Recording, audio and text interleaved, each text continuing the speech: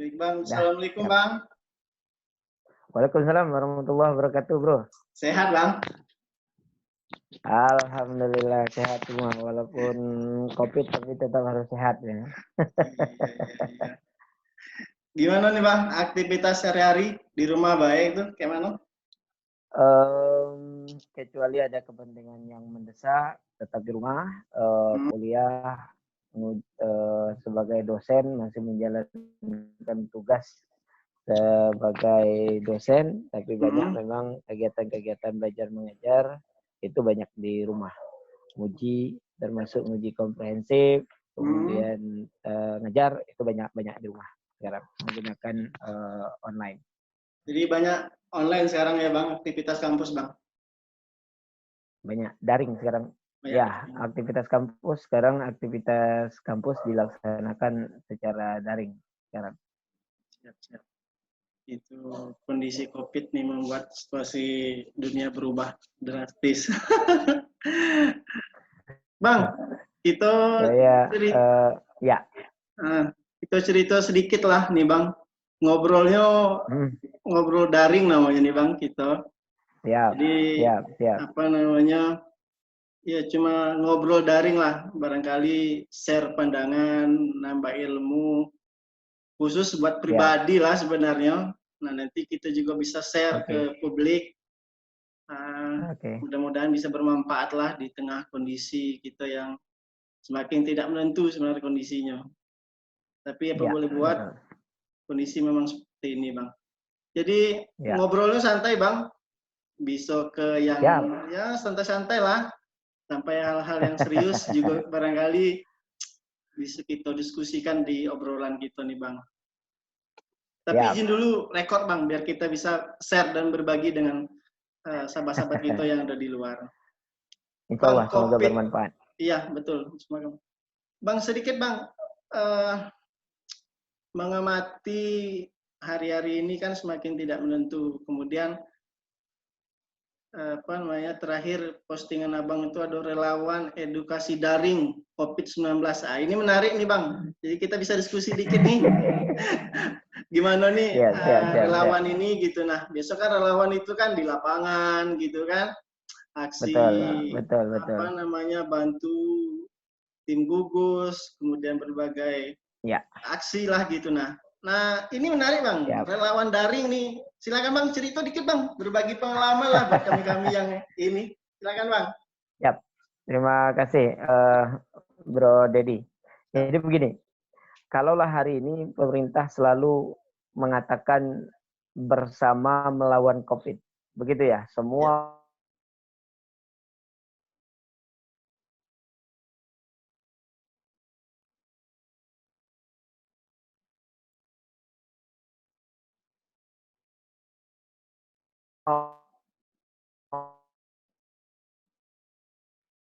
adalah kita coba tanya diri kita masing-masing sama, terus sekarang kita bertanya pada diri kita apa yang bisa kita lakukan untuk bersama-sama tersebut. Tentu sesuai dengan kapasitas kita. Nah, ketika kita katakan tadi banyak relawan-relawan yang diturunkan, sekarang ditanya, Anda dokter? Enggak.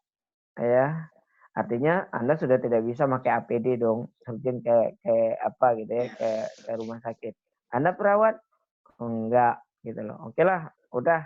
Berarti untuk menjadi relawan, menyumbangkan tenaga dan waktunya untuk bidang itu sudah nggak bisa. Karena Anda tidak punya kapasitas.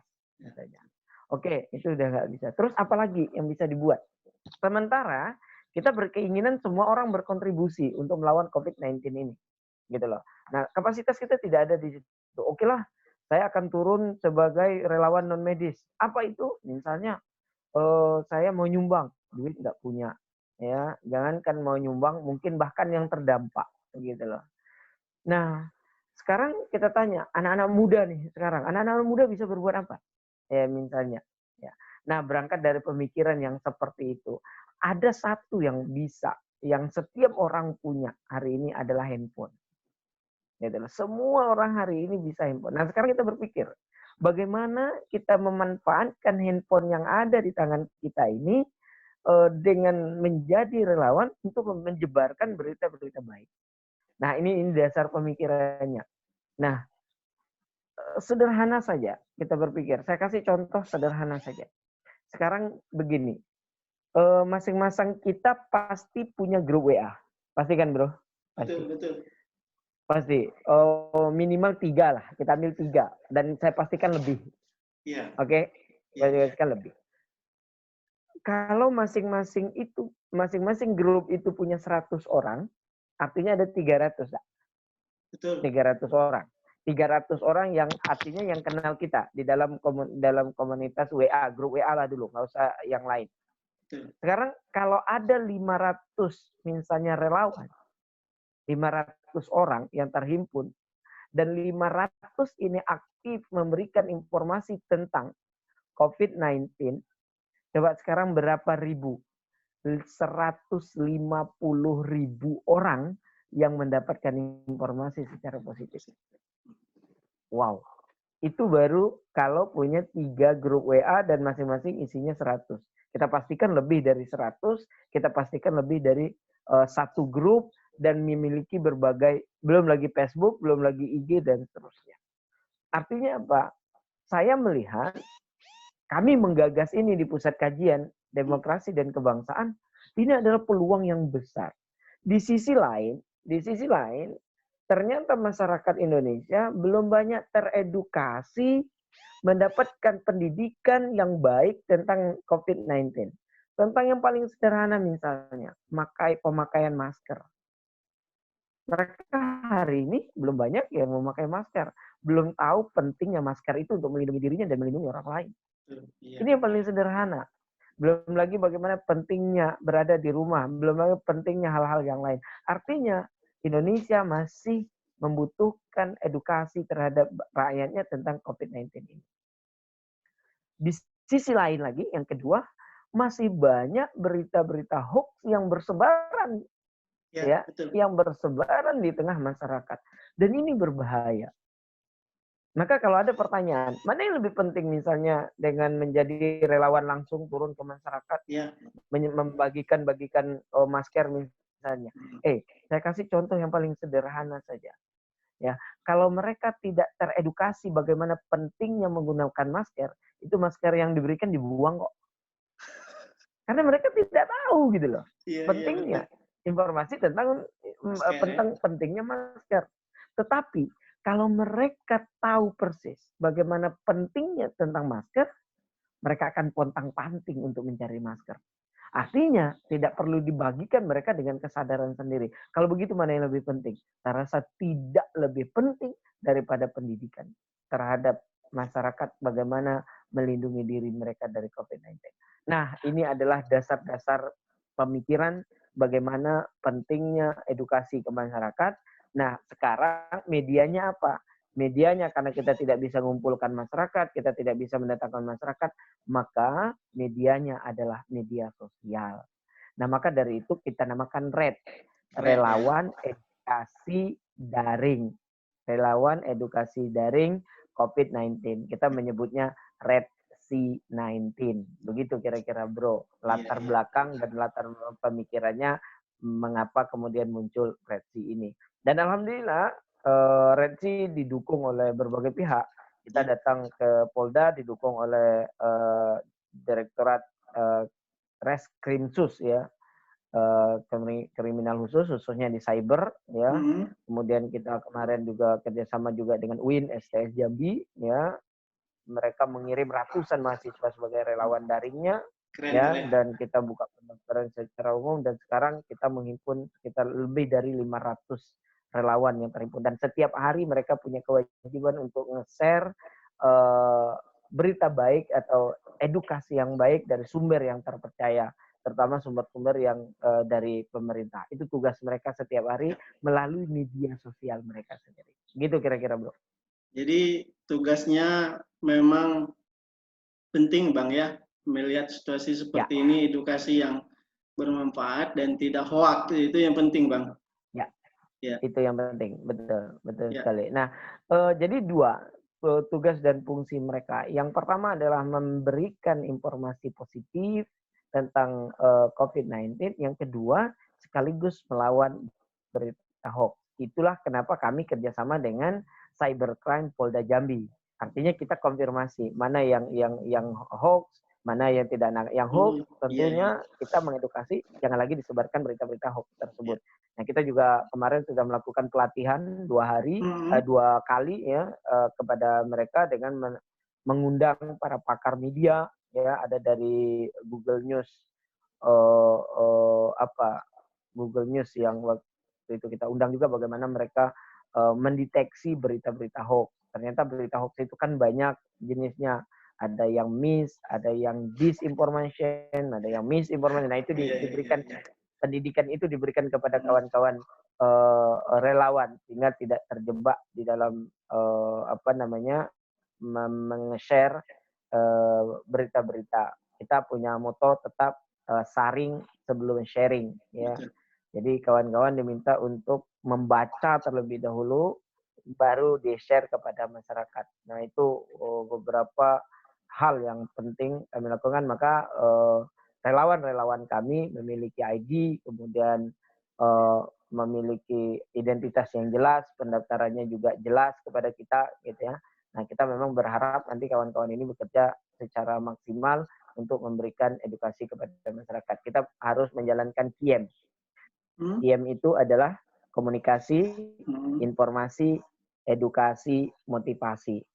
Nah, kawan-kawan relawan harus menjalankan KIEM ini ya. Mereka harus menyebarluaskan informasi yang positif, yang benar ya. Kemudian I-nya adalah komunikasi, informasi, kemudian edukasi ya. Informasi yang diberikan itu harus mendidik ya sifatnya, artinya memberikan pendidikan kepada masyarakat. Yang terakhir tentunya M-nya adalah motivasi. Memberikan motivasi, saling menguatkan. Yes, saat ini kita sedang menghadapi wabah, sedang menghadapi corona, tapi kita tidak boleh pesimis. Hidup harus terus berjalan. The show must go on gitu. Nah, maka inilah tugas daripada kawan-kawan relawan di lapangan. Jadi tugas mereka memang terorganisir ya Bang ya.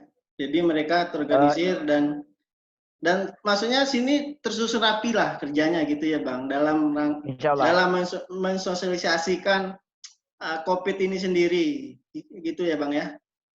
Ya, kita terorganisir, artinya apa yang mereka share kita juga mengetahui karena kita pakai tagarnya Red Sea 19. Nah, kita akan cek, saya selalu cek di tagarnya siapa-siapa saja yang sudah mengupload, apa saja yang mereka upload. Kita buat grup WA, mereka selalu share apa yang mereka upload. Kemudian kita selalu tegaskan harus dari sumber yang terpercaya, khususnya sumber dari pemerintah. Ya, yang COVID-19.go.id misalnya ya, yang provinsi, yang kota silakan. Tapi memang sumber-sumber yang trusted, sumber-sumber yang memang dapat dipercaya. Kami juga tidak banyak termasuk berita, kita juga tidak rekom untuk dari berita. Kalaupun mereka harus ambil berita itu memang sudah kita verifikasi bahwa itu adalah dapat dipercaya. Berarti relawan ini sendiri selain memang diberikan pelatihan, mereka juga berhati-hati di situ Bang ya, dalam menyampaikan informasi. Ya, karena jangan sampai nanti relawannya pula yang menyebarkan hoax. Jangan sampai itu yang terjadi gitu loh. Kita sangat hati-hati, kita ekstra hati-hati, dan kita terus, saya setiap hari mengingatkan di grup itu hati-hati, hati-hati, dan hati-hati. Nah, kalau masih ragu, jangan disebarkan. Yang kedua, jangan pernah menyebarkan sesuatu kalau Anda sendiri belum baca. Ada kewajiban untuk membaca sebelum Anda membagikannya. Maka moto kami saring sebelum sharing itu memang betul-betul kami tegaskan. Bang, ini tadi Abang sampaikan tadi sudah 500-an relawan yang sudah mendaftarkan diri Bang ya mereka? Ya, sudah mendaftarkan diri, kemudian sudah kita berikan pelatihan. Dan ada juga yang kemudian mungkin dari awal ada juga yang dengan alasan tertentu mengundurkan diri, silakan saja. Prinsipnya buat kami ini adalah kerjaan namanya relawan. Jangan ada yang nanya gaji di sini ya, karena ini adalah kerjaan tentang kesukarelawanan Iya, ya, betul, betul. dengan tulus dan ikhlas. Jadi kalau mungkin pada awalnya ada yang mengira ketika kita buka pendaftaran, ya wah, ini setelah kita sampaikan bahwa Anda tidak dibayar, pada kaget mungkin ada juga satu atau dua sih yang keluar, kemudian yang pamit baik-baik. Saya selalu katakan ya, sebagaimana juga dikatakan oleh kawan-kawan relawan yang lain. Prof Anies juga pernah mengatakan, para relawan, Anda tidak dibayar. Itu bukan karena Anda tidak bernilai, tetapi karena Anda tak ternilai. Keren. Gitu. Baik. Karena Bang, Anda tak ternilai, yes. Itu sisi relawannya.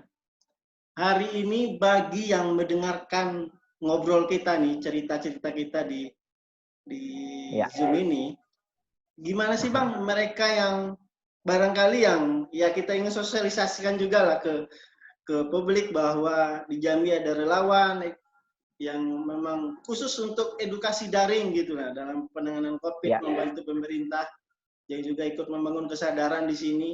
Bagaimana cara mereka mendapatkan informasi, update tentang seputar kegiatan relawan ini sendiri, dan bagaimana cara mereka bisa mendaftar, Bang? Silakan, Bang. Baik. Alhamdulillah sampai hari ini pendaftar relawan kita untuk Provinsi Jambi itu udah lengkap di seluruh kabupaten kota. Udah lengkap, datanya kita punya, udah cukup semua, udah lengkap di seluruh kabupaten kota dan beberapa provinsi. Sumatera Selatan, Sumatera Barat, Riau, kemudian Batam kemarin ya, Kepulauan Riau, dan kemarin ada yang dari Jogja dan sebetulnya itu ada beberapa yang ingin daftar. Nah, tetapi kami melihat untuk saat ini dengan kondisi yang ada, kita sedang close dulu untuk pendaftaran. Kita ingin maksimal dulu dengan yang ada ini. Jadi kita evaluasi mungkin sampai akhir bulan ini, sampai akhir Mei ini. Nanti akan kita evaluasi bagaimana istilahnya efektivitas kerja, kita evaluasi setiap hari, kita tetap evaluasi. Kemudian bagaimana kita memberikan motivasi kepada kawan-kawan relawan gitu. Nah, jadi untuk saat ini kita memang lagi tidak buka pendaftaran terlebih dahulu, sampai akhir bulan ini kita evaluasi dulu karena kita tidak ingin banyak relawan tapi tidak maksimal kerjanya gitu. Nah, kita ingin memaksimalkan terlebihnya. Banyak sekali yang datang dari luar daerah seluruh Indonesia tertarik dengan ini, dengan cukup unik ya, cukup unik dan cukup menarik dan cukup gampang kerjanya, cukup gampang. Kalau cuma nge-share satu ya, iya satu. Tapi kalau pengalinya banyak, 300, itu kali 500 orang, itu ada 150.000. Sekarang bayangkan kalau di seluruh Indonesia, kalau kita punya relawan 5.000, dikali 5.000, itu berapa? Ya 250.000 gitu loh. Itu baru satu. Kalau 3, kalau dan seterusnya, itu akan sangat masif sekali.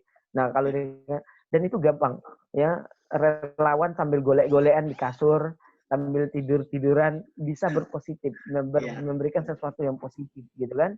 Kan enggak, dan pulsa yang dikeluarkan juga enggak gede-gede banget. Banyaklah yang kawan-kawan saya juga kalau nggak gitu pulsa habis juga kan gitu loh. Tetapi ini kita habiskan untuk sesuatu yang bermanfaat. Jadi untuk saat ini, Bro Dedi, kita tidak buka pendaftaran dulu untuk sementara sampai akhir bulan ini. Kita akan evaluasi di akhir Mei nanti. Apakah kita akan rekrut lagi? Intinya kami sedang memanfaatkan semaksimal mungkin fungsi dari kawan-kawan relawan yang ada saat ini. Dan saat ini kita sedang bikin web, pusakademia.com. Di sana, tapi memang sedang dibangun, masih acak-acakan sekarang dalam 2-3 hari ini, tapi kita sudah siapkan webnya, kemudian IG-nya sudah ada, pusakademia.com, karena Pusakademia inilah nanti yang membawahi RED ini. Karena RED ini sebenarnya merupakan program kami. RED ini kebetulan relawan edukasi daring, dan ini kebetulan sekarang di COVID-19, maka C19. RED ini akan banyak nanti. Karhutla kita punya juga RED API namanya, relawan edukasi daring tentang bagaimana menangani api. Jadi RED API, narkoba, RED narkotik di sana, relawan edukasi daring tentang narkoba. Nah, sekarang memang fokus kita sedang menghadapi COVID-19, makanya RED C19 gitulah. Nah, nanti boleh kalau kawan-kawan tertarik mau jadi relawan edukasi di bidang lain tentang narkoba, kita sedang menjalin komunikasi dengan BNN Provinsi Jambi tentang ini. Apa nanti kawan-kawan menjadi relawan di media sosial. Tapi itu nanti kita bahas di lain dialog tentunya ini. Tapi Red ini adalah produk dari Pusakademia, yaitu relawan edukasi daring gitu. Karena memang sekarang penggunaan daring semakin tinggi ya, penggunaan daring ini cukup tinggi di momen-momen pandemik ini, Bang. Jadi cukup menarik, Bang. Cukup menarik relawan daring ini. Ya, tidak hanya di pandemik ini, seperti kita memang rakyat Indonesia hampir 60% menggunakan handphone. Coba bayangkan dari sekian banyak umat manusia yang hidup di tanah Indonesia ini, ya begitu banyak. Dan itu kita sudah melakukan kajian di Pusakademia, sudah dikaji dengan sangat cermat, sehingga program yang kita luncurkan ini juga mudah-mudahan tidak kaleng-kaleng gitu. Artinya sudah melakukan kajian di Pusat Kajian Demokrasi dan Kebangsaan gitu, Pusakademia gitu. Mengapa kita tidak ujuk-ujuk, kenapa kita meluncurkan program ini kemudian? Jadi memang butuh kerja yang luar biasa nih buat Abang dan tim yang membangun ide yang mahal ini rasanya, Bang. Karena memang kan putusnya bukan hanya COVID, tetapi ke depan akan banyak relawan-relawan daring yang sesuai dengan kondisi bangsa kita yang memang membutuhkan memang membutuhkan edukasi, Bang, membangun kesadaran. Apalagi di wabah ini, jadi memang betul edukasi yang mendidik. Bang, pendapat Abang sendiri hari ini, saya minta komentar Abang dikit nih. Saya khawatir, Bang, hari-hari ini misalnya tinggal tanggap darurat ini tinggal hanya berapa hari, Bang, tanggal 29 Mei.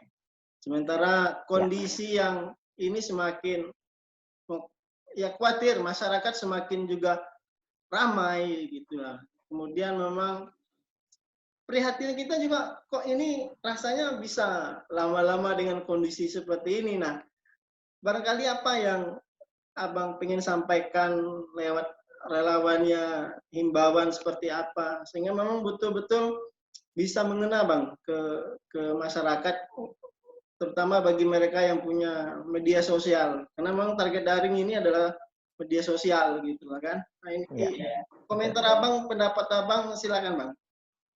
Gini, beberapa waktu lalu saya menulis sebuah artikel di berbagai media, dan itu dipublish oleh berbagai media baik di Jambi maupun di luar Jambi. Judulnya adalah pentingnya menjadikan COVID-19 sebagai common enemy. Common enemy itu adalah menjadi musuh bersama. Nah, apa pentingnya, apa urgensinya menjadikan COVID-19 sebagai common enemy? Saya ingin kasih penjelasan. Misalnya, dulu pendiri bangsa kita, para pahlawan kita melawan penjajahan itu karena mereka berhasil menjadikan Belanda sebagai musuh bersama. Ya, masuk ke dalam benak orang Indonesia itu bahwa Belanda itu penjajah, gitu loh. Bahwa apapun yang bersangkut paut dengan Belanda itu mereka akan benci. Mereka akan musuhi. Kenapa? Karena berhasil menjadikan Belanda sebagai common enemy. Yaitu apa? Sebagai musuh bersama. Nah, yang saya melihat, ini yang masih belum. Karena itu tadi kurangnya edukasi bahwa Indonesia masih gagal untuk menjadikan COVID-19 sebagai musuh bersama. Yang ada sekarang hanya musuh pemerintah. Nyatanya apa yang sibuk cuma pemerintah. Ya, mungkin hanya musuh BNN, mungkin penanggulang bencana, BNPB mungkin yang hanya merasa menjadikan musuh, atau Kemenkes mungkin, atau hanya presiden doang. Kenapa? Karena lihat saja perintah untuk memakai masker, perintah untuk social distancing, physical distancing itu tidak dilaksanakan karena mereka merasa nggak apa-apa kok, yang ribut cuma kalian doang gitu lah. Nah, maka yang perlu dibangun hari ini adalah sense of crisis, membangun common enemy itu.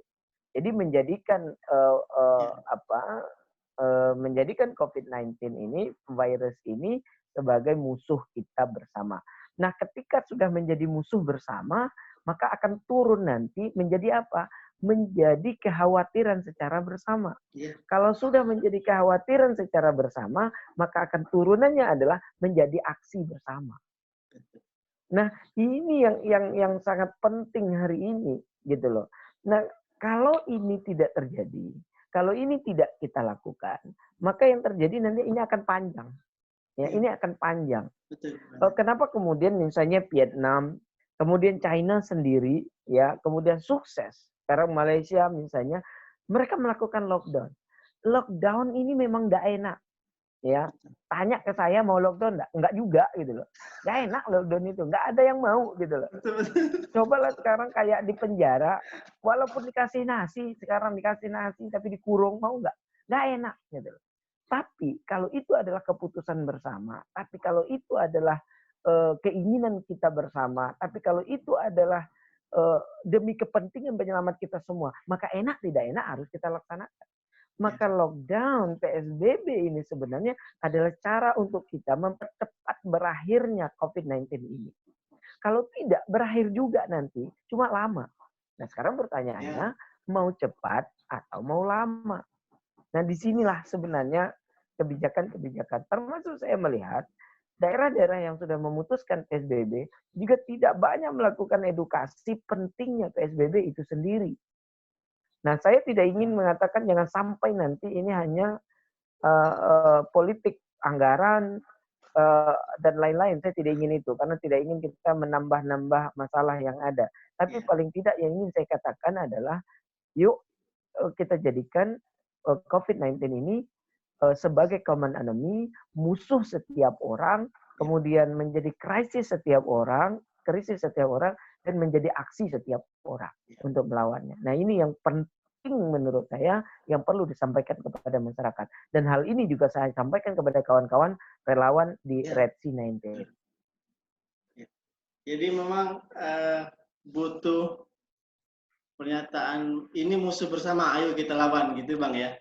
Yep, itu gitu loh. Yang harus kita lawan dan ini harus kita melakukan hal yang sekecil apapun termasuk untuk mengurung diri di rumah. Itu juga adalah sebuah tindakan. Itu ada sebuah tindakan kepahlawanan. Itu adalah juga bagian daripada sumbangan untuk bangsa dan negara ini. Nah, ini juga cuma ngurung diri. Bukan cuma itu. Karena semua orang nggak ingin dikurung, tetapi dia menyediakan dirinya untuk diisolasi, untuk di lockdown, itu juga sebuah sumbangan untuk bangsa dan negaranya. Jadi memang. Nah, ini persoalan mindset dan pola berpikir saya rasa, dan ini yang gagal saya rasa ditumbuhkan oleh bangsa dan oleh masyarakat, oleh pimpinan-pimpinan kita saya rasa saat ini. Jadi dan ini yang pentingnya itu hadir sebagai salah satu edukasi untuk membangun sikap bahwa ini musuh harus dilawan. Bagaimana kita melawan musuh saat penjajahan dulu. Gitu Bang ya? Betul. Iya. Kira-kira begitu, kira-kira. Jadi memang menarik Bang kalau kita memang melihat ini. Tapi sekali lagi himbauan ini semoga bisa bermanfaat bagi masyarakat Bang. Amin. Insya Allah. Amin. Insya Allah. Ya. Kemudian tentu harapan mudah-mudahan Red ini berjalan dengan lancar. Nampaknya Red menutup pendaftaran karena melihat tangga daruratnya ini habis 29. Kita menunggu perkembangan terakhir ini. Ya, tetapi yang penting buat kami adalah selain itu kami juga ingin memaksimalkan yang ada. Untuk apa kita punya ribuan tapi tidak terkontrol dengan baik, tidak bisa berbuat dengan baik, dengan maksimal, saya rasa juga tidak ada gunanya. Maka dengan angka 500 itu sudah sangat baik dan kalau itu dimanfaatkan secara maksimal, dampaknya juga sangat besar. Cukup. Ini dampaknya cukup luas. Kalau secara pribadi melihatnya juga dampak cukup luas, Bang. Karena orang sebentar-bentar lihat media sosial, bentar-bentar buka Facebook, bentar-bentar IG kan. Lihat postingan, Red lagi. Buka postingan, Red lagi, ini sosialisasi gitu loh, edukasi gitu. Itu yang kita inginkan itu sebenarnya. Iya, itu yang kita inginkan. Luar biasa Bang, sekali lagi terima kasih. Nanti kita akan ngobrol-ngobrol lagi Bang, ringan tapi ya bisa bermanfaat. Ini perdana loh Bang, jujur Bang, ini perdana. Walaupun Abang sudah di pusat kajian demokrasi kebangsaan, tetapi pemikiran Abang luar biasa. Mudah-mudahan Abang dengan tim keluarga, salam sama Ayu di rumah Bang, sama Zaid, segala macam salam. Jaga kesehatan juga Bang. Moga-moga sukses. Terima kasih atas kesediaan waktunya Bang. Lain kali kita akan ngobrol lagi Bang. Mohon kesediaan kembali. Terima kasih Bang. Insya Allah. Bahren. Baik, terima kasih Bro. Ya, siap. Ya. Salam buat keluarga juga dan mudah-mudahan kita cepat berlalu dari COVID-19 ini. Amin. Bangsa kita kembali pulih, kemudian kita kembali bisa beraktivitas sebagaimana biasa. Mari kita serahkan diri kepada Allah Subhanahu wa taala sehingga terhindar dari virus ini insyaallah. Terima kasih atas kesempatannya dan mudah-mudahan bermanfaat buat orang banyak insyaallah. Amin insyaallah. Wassalamualaikum warahmatullahi wabarakatuh. Waalaikumsalam warahmatullahi wabarakatuh.